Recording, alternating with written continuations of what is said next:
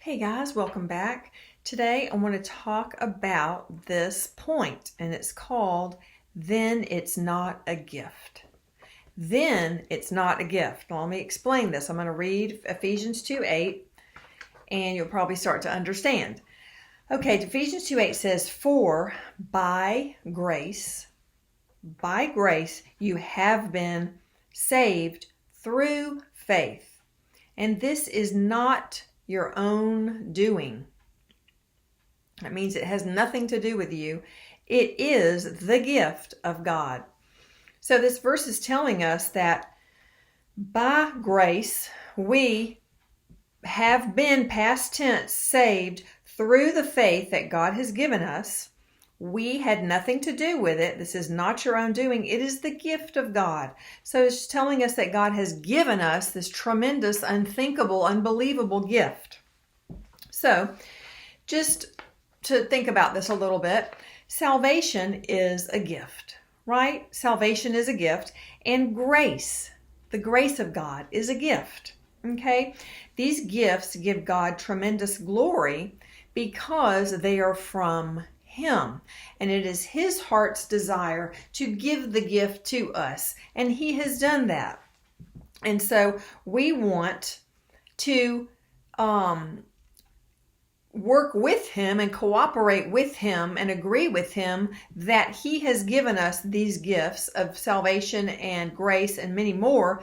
But in this video, we're talking about salvation and grace, that these are tremendous gifts, and we want to agree with Him that He has given us these gifts, right? So the point is that we want to look at, if we want to agree with Him in that way, then we would look at what would taint those gifts. What would taint those gifts to us? Well, there are a couple of things that can. Here are God's one of His two main gifts that we're talking about today. And the question is, what can taint these gifts and God getting the glory that He has given us these gifts? One is for you to believe somewhere in your life, in your mind, in your soul, somewhere that you believe that your salvation has anything to do with you.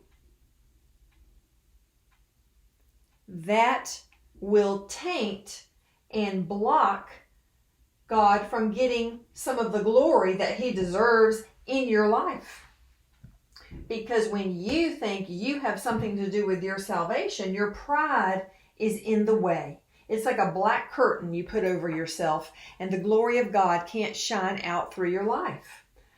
So when you think your salvation has something to do with you, you are not in agreement with God. You are out of alignment, way out of alignment. So what else can taint the glory of God in these two things? You believing at some level, somewhere, somehow, that you have something to do with the grace of God being given to you. The grace of God has been fully given to you. You may not have received it yet. You may not have even acknowledged it yet. You may not have done anything like that, have really received it. Yet it has been given to you in full measure, right? So when you believe that God's grace flowing to you and being given to you has anything to do with you, that taints the glory of God that can flow out of your life through His salvation and His grace. So the third thing that can taint these from God getting all the glory that He deserves, because these are gifts that He has given us, past tense, is when you have the mentality, or you believe this, or you live as if this is true. I need to pay Him back for what He's done for me. Hear that? Or I want to pay Him back for what He's done for me. Or I should pay Him back for what He's done to me. Anything in this area, any kind of energy coming from this place, definitely taints the gifts. Why? Because the moment you start to do business over here for 1 millisecond, boom, the grace of God and the salvation is not a gift anymore. then it's not a gift. It is no longer a gift. If someone gives you a gift and you pay them $10, it's not a gift. If someone gives you a gift and you receive the gift, then it's a gift. See, a gift is a gift. It's not an exchange. It's not a deal. It's not a purchase. It is a gift. Okay? You have to understand what gift means, because the salvation that God has given you and the grace that He has given you, those are gifts from heaven, because He is so good, because He is such a good, good Father, because He is so gracious, and He deserves all of that glory. So you can be in the way. You can be in the way over here of the glory of God shining out of your life. These things, especially this one, are like putting a black blanket on top of yourself, and no glory of God shines out of your life. Why? Because you're in the way. You're in the way. I need to pay Him back. See, you are in the way. All right? So if you ever do anything to try to pay God back for what He's done for you in His perfect life, perfect death, perfect burial, perfect resurrection, perfect ascension, then His work for you is no longer a gift. So I want you to understand that it is God's will to give the gift to you. That is what His heart is wanting and desiring, and that is what His heart has done. This gift has come, these gifts have come from His heart, the core of His being, and He's given them to us. And so when we say, oh, I need to pay you back, or this has something to do with me because I'm going to try to elbow in on God and try to be God. See, this is very sad, because we're dishonoring the heart of God. It's not a pretty thing, y'all. It's very ugly. Okay? You are dishonoring the heart of God. You are not walking in agreement with Him. And, you know, He won't be mocked. Galatians 6:7 says He will not be mocked. So you are going to be mocked when you live over here. It's going to happen. Don't do it. Warning, warning, don't do it. So another thing we can look at real quickly is John 1:14. So I always say that God's grace is His glory. And people say, well, where do you get that? Well, if we look at John 1:14 and kind of take it apart, Jesus Christ is grace and truth. He was full of grace and truth. These two things are kind of a little formula that we can put together. And even looking in the Gospels, He operated this way, in grace first and truth. Okay? Also in John 1:14, that we see that Christ is the grace of God. Jesus Christ is God's gift to the world. So that is grace. Jesus Christ is the grace of God. And so Jesus Christ is also the glory of God, right? So in this, we can see that God's grace, of course, in Jesus Christ, God's grace is His glory. And this is all God's grace.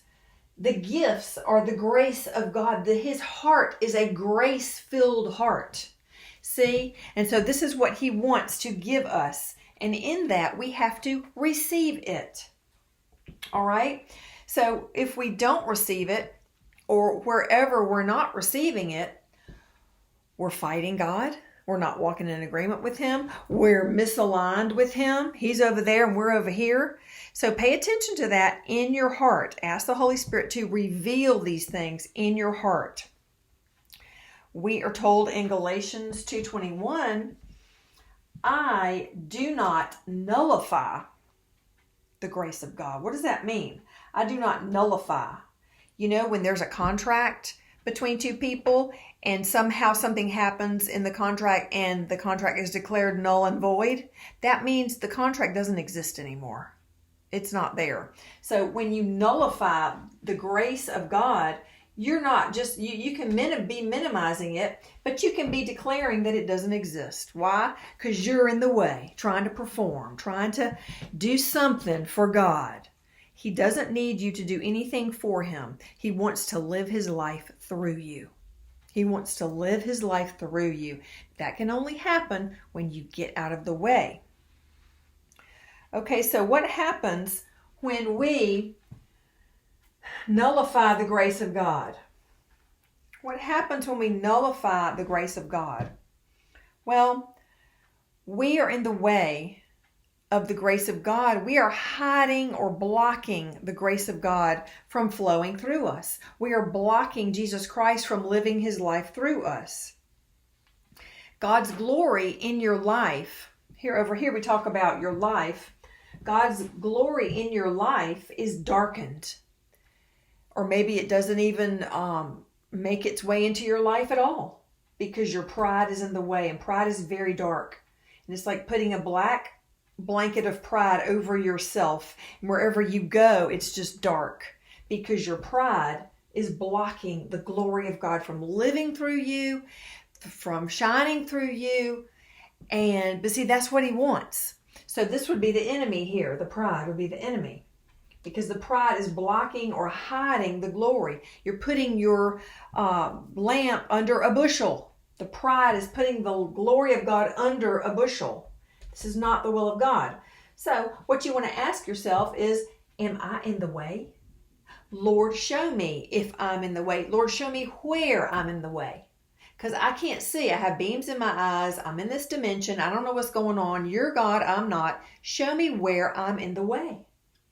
Show me where I'm in the way, blocking your glory, hiding your glory, because that is your will, to have your life flowing through me and your glory and your grace flowing through me. And show me anywhere in my life where that is happening, where I'm blocking you and I don't even know it. Okay? This is a wonderful prayer. He loves this prayer, y'all. He loves it. So over here, when we said, I need to pay him back, which is a lie from the devil because he is so clever. But if we don't try to pay him back, then what do we do? What do we do? Well, when you receive a gift from somebody says, here, I bought you this gift. I'm giving it to you. What do you say? What do you say when someone gives you a gift? You say thank you. Thank you so much. Oh my goodness. Thank you. Thank you. Thank you. So that is the proper response. If you want to know what to do, we're saying don't say try to pay him back or say or think that you need to. No. Well, then what to do? Say thank you. Say thank you, Lord, for your sacrifice. Thank you for your grace to me. Thank you, thank you, thank you all day long. And that is your proper response to someone giving you a gift, is to say thank you. And then what is your reasonable act of service or worship for your whole life? Is Romans 12:1, presenting yourself as a living sacrifice. Here I am. What's left of me? Do whatever you want.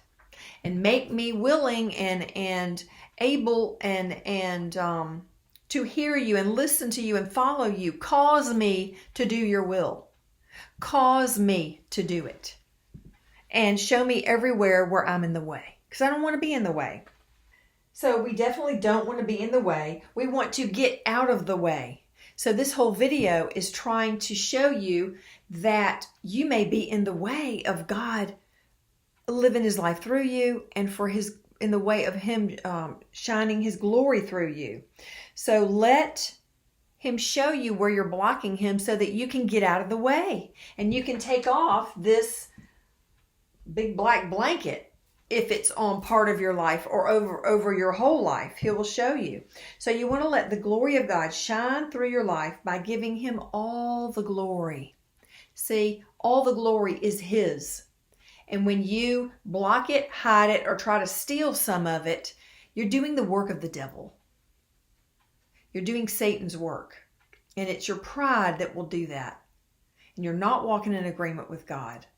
You are totally out of alignment with him. You are fighting God when you do that. You are literally fighting God.